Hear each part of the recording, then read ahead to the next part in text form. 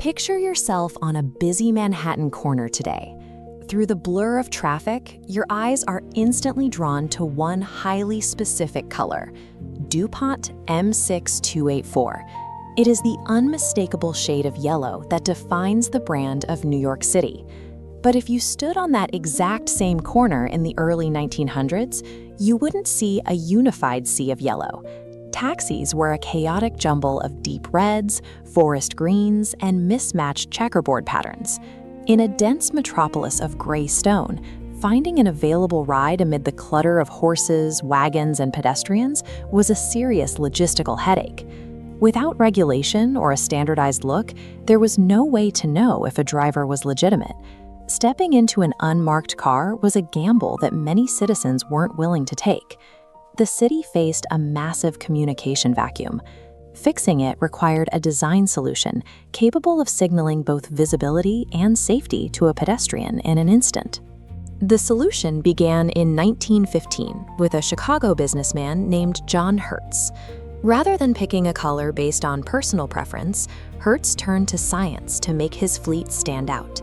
He funded a research study at the University of Chicago, asking scientists to determine which specific color was the easiest for the human eye to spot from a long distance. Researchers analyzed light wavelengths.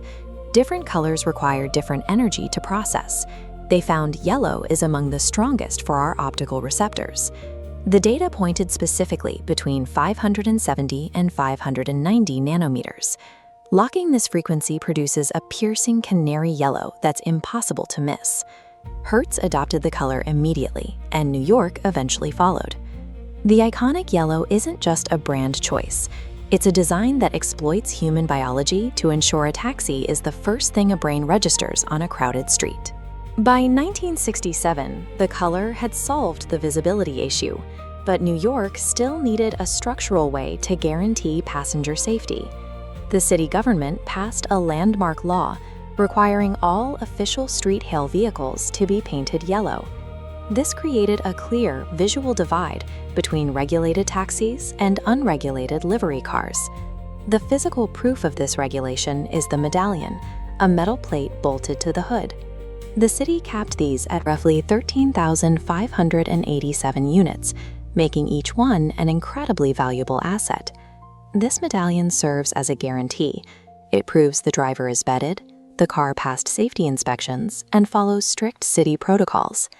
Combining the high-visibility yellow paint with these strict medallion laws turned every cab into a citywide verification badge for citizens seeking a safe ride. The system continues to iterate to solve urban pain points. The glowing light box on the roof, for example, allows a pedestrian to see if a cab is empty from several blocks away. But by 2012, a geographic problem emerged. Because yellow cabs congregated in Manhattan, the outer boroughs like Brooklyn and the Bronx lacked reliable access to street hails. The city engineered a targeted solution, the Boro Taxi. Painted a distinct apple green, these cars were designed specifically to bring regulated service to the neighborhoods outside Manhattan's core.